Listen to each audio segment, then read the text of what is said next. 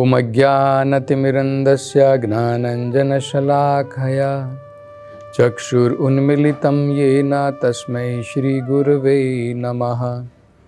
नमो ॐ विष्णुपदाय कृष्णप्रेष्ठाय भूतले श्रीमते भक्तिवेदान्तस्वामिनिति नामिने।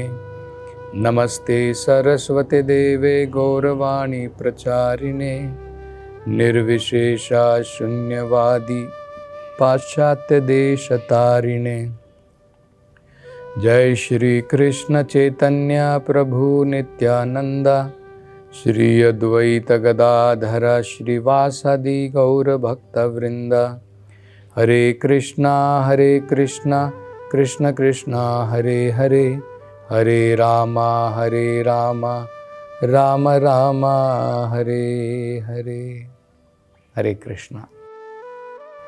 तो पिछली कथा में हम चर्चा कर रहे थे कि किस प्रकार से नारद जी को शाप मिला था इस काल कन्या के द्वारा कि वो किसी भी एक स्थान पर ज़्यादा समय तक नहीं रह सकते हैं। और हमने इसके बारे में कुछ चर्चा की थी कि कैसे नारद जी को इस शाप का कोई प्रभाव नहीं पड़ा, क्योंकि अपनी स्वयं की इच्छा से भगवान का भक्त नारद जी जैसे श्रेष्ठ भक्त जो हैं वो एक स्थान पर ज़्यादा देर रहते ही नहीं हैं। उनका कार्य ही ये है कि सभी लोकों में जाकर के भगवान की भक्ति, भगवान की कथा, भगवान का नाम लोगों में बांटते रहे। तो ये उनका कार्य ही ऐसा होता है। तो नारद जी की कृपा उन सभी भक्तों के ऊपर हमेशा रहेगी और काल का प्रभाव, काल की कन्या का प्रभाव, जरा का प्रभाव, बुढ़ापे का प्रभाव जैसे नारद जी के ऊपर नहीं पड़ा, उनके जो अनुयायी हैं, जो उनके पद चिन्हों पर चलते हैं, जो उनकी भांति सभी लोगों को कृष्णा भावनामृत प्रदान करते हैं, उनके ऊपर भी इसका जो है जरा का, वृद्धावस्था का प्रभाव नहीं पड़ता है। आगे नारद जी कहते हैं कि हे राजा प्राचीन बरही, इस प्रकार से ये जो काल कन्या थी बड़ी निराश हो गई, क्योंकि मैंने उसके प्रस्ताव को, उसके न्योते को ठुकरा दिया था कि मुझे तुम्हारी कोई ज़रूरत नहीं है, मेरे साथ तुम विवाह नहीं कर सकती हो, मैं तो ठहरा नैष्ठिक ब्रह्मचारी। और उसके कारण ही हमने देखा कि उसने जो है नारद जी को शापित कर दिया। तो जब इस प्रकार से निराश हो गई काल कन्या जरा, तब नारद जी की आज्ञा के द्वारा नारद जी ने उसको भी एक शरण प्रदान की। नारद जी ने काल कन्या से कहा, तुम ऐसा करो, मैं तुम्हें एक स्थान प्रदान करता हूं जहां पर तुम जाकर के उस व्यक्ति के साथ विवाह कर सकती हो। तो उन्होंने कहा, तुम जाओ और यावनों में जो श्रेष्ठ है, यावनों का जो राजा है, उनके साथ में जाकर के तुम विवाह कर सकती हो। तो ये देखिए बड़ा महत्वपूर्ण प्रसंग है। नारद जी को काल कन्या ने, जरा ने शापित किया था, लेकिन नारद जी फिर भी उसके दुश्मन नहीं बने। नारद जी ने फिर भी उनकी भलाई की कि भाई ठीक है, तुम व्यक्तियों को ढूंढ रही हो उनके साथ में विवाह करने के लिए, पहले तुमने ययाति से विवाह किया और अब तुम जो है दूसरे व्यक्ति को ढूंढ रही हो। ठीक है, मैं तुम्हें उस प्रकार का व्यक्ति उसके बारे में बताता हूँ जो तुम्हारे साथ में विवाह करने के लिए राजी हो जाएगा। तो किसके पास में जाओ? तुम यावनों में जो श्रेष्ठ है, यावनों के राजा, उसके पास में जाओ और वो तुम्हारी इच्छा जरूर पूरी करेगा, तुम्हारे साथ में वो विवाह जरूर करेगा। तो इसके बावजूद कि काल कन्या ने, इस जरा ने नारद जी को शाप दिया था, लेकिन फिर भी नारद जी ने उसकी भलाई की, उसको जो है उपयुक्त स्थान, कहाँ पर उसको वैसा व्यक्ति मिलेगा उसके बारे में बताया। ये एक इम्पॉर्टेंट हमको समझना है। और वो कहते हैं कि ये जो यावनों का जो राजा है, उसका नाम उन्होंने क्या बताया। नारद जी कहते हैं यावनों का जो राजा है उसका नाम है भय, फियर। तो ये देखिए बहुत महत्वपूर्ण है। ये वृद्धावस्था जब भी आती है, हमारे जीवन में भय उत्पन्न हो जाता है। जब तक हम जवानी में रहते हैं किसी चीज का हमें भय नहीं होता है। जैसे ही बुढ़ापा आता है, हमारे मन में अनेकों प्रकार के भय उत्पन्न होने प्रारंभ हो जाते हैं। कभी शरीर बीमार पड़ गया, कभी इंडाइजेशन हो गया, चलने को नहीं हो रहा है, अनेकों प्रकार से हमारा जीवन जो है भयभीत होना प्रारंभ हो जाता है। तो आगे नारद जी की बात सुन करके ये काल कन्या जो है यावनों के राजा भय के पास में जाती है और उससे कहती है कि हे वीर, मैं तुम्हें प्रस्ताव देती हूं कि तुम मुझे अपना लो, मेरे साथ में विवाह कर लो, मुझे अपने पत्नी के रूप में स्वीकार करो। और मुझे पता है कि जो व्यक्ति तुम्हारे साथ में रहेगा वो कभी भ्रमित नहीं होगा। तो इस प्रकार से जो है ये जरा काल कन्या जो है यावन के राजा को, भय को ये प्रस्ताव प्रदान करती है। तो यहाँ पर सबसे पहले तो हमको ये समझना है यावन का मतलब क्या होता है। हम कह रहे हैं कि भाई यावनों का जो राजा था, ये यावन लोग कौन होते हैं? क्या ये कोई जाति है? कई बार हम लोग सोचते हैं ना, जैसे ब्राह्मण, हम लोग सोचते हैं ये जाति है ब्राह्मण। अरे भाई, वेदों में कहीं पर भी नहीं बताया कि ब्राह्मण, शूद्र, वैश्य ये सब जाति होते हैं। कई बार लोग कहते हैं ना, मैंने ब्राह्मण के घर में जन्म लिया, मैं ब्राह्मण हूँ। ये वेदों में कहीं पर भी नहीं बताया है। भगवान ने कहीं पर भी जन्म के बारे में कहा ही नहीं है। भगवद गीता में अगर आप देखते हैं, भगवद गीता में कहते हैं चतुर्वर्णा मया श्रेष्ठम, ये 4 वर्ण मैंने ही बनाए हैं, ब्राह्मण, क्षत्रिय, वैश्य, शूद्र। लेकिन भगवान बोलते हैं उसको मैंने बांटा कैसे है, विभाग कैसे किया है। भगवान कहते हैं गुणा कर्म विभागशः, गुणों के द्वारा और अपने जिस प्रकार के वो कर्म कर रहा है। अगर किसी में ब्राह्मण के गुण हैं, उसने शूद्र के घर में क्यों ना जन्म लिया हो, उसमें अगर ब्राह्मण के गुण हैं, वो ब्राह्मण की ट्रेनिंग लेता है और ब्राह्मण के कर्म करता है, तो वो ब्राह्मण है। दूसरा व्यक्ति अगर उसने ब्राह्मण के घर में जन्म लिया है लेकिन शूद्रों की भांति कार्य करता है, ब्राह्मण का कार्य नहीं करता है, ब्राह्मण के गुण भी नहीं है उसमें, तो वो व्यक्ति शूद्र कहलाएगा। तो यावन भी कोई जाति नहीं है।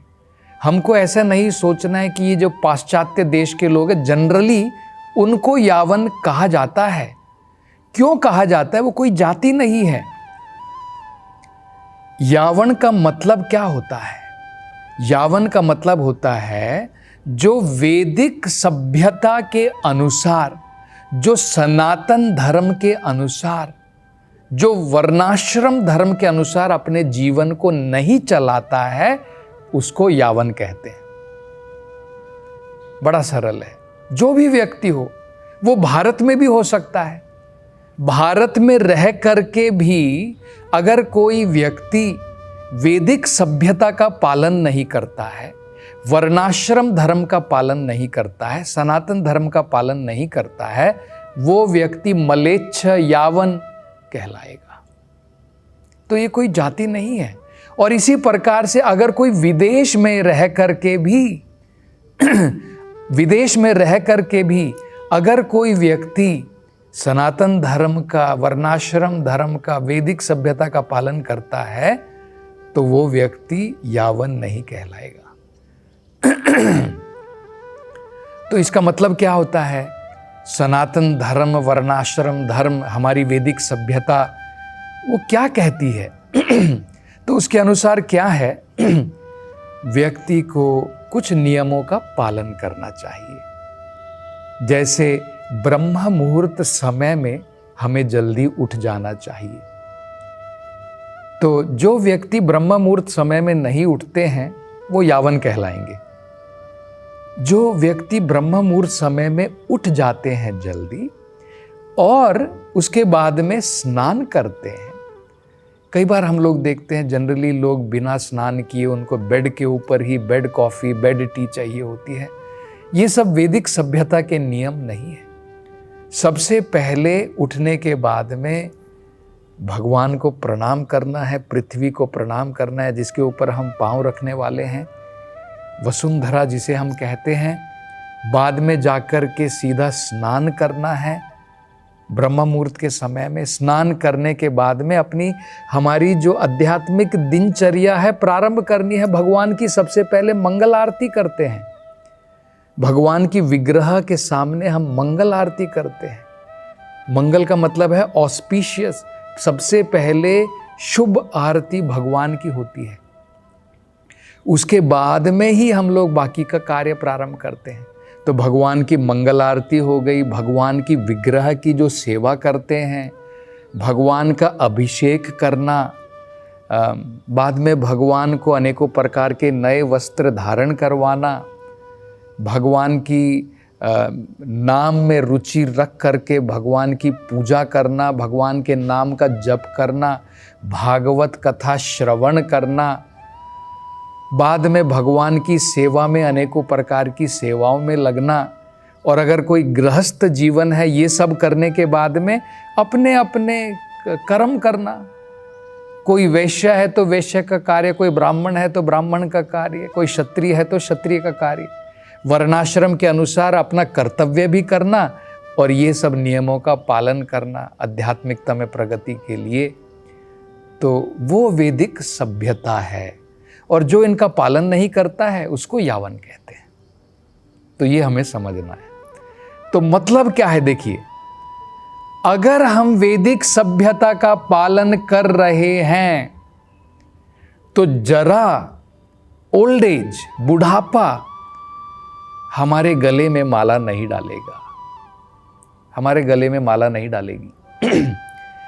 नारद जी को देखिए, नारद जी ने उसके प्रस्ताव को ठुकरा दिया।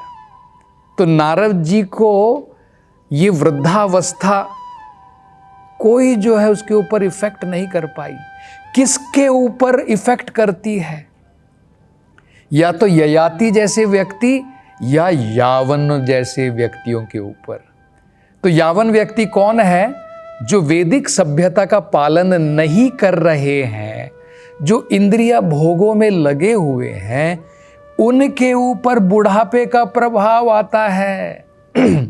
तब आप बोलेंगे इसका मतलब, आपका कहने का मतलब है कि जो वैदिक सभ्यता का पालन करता है, जो व्यक्ति वर्णाश्रम धर्म का, भगवान के नाम के जप का सवेरे उठता है, भगवान की मंगल आरती करता है, भागवत कथा सुनता है, भगवान के नाम का जप करता है, क्या उसके ऊपर बुढ़ापे का असर नहीं होता है?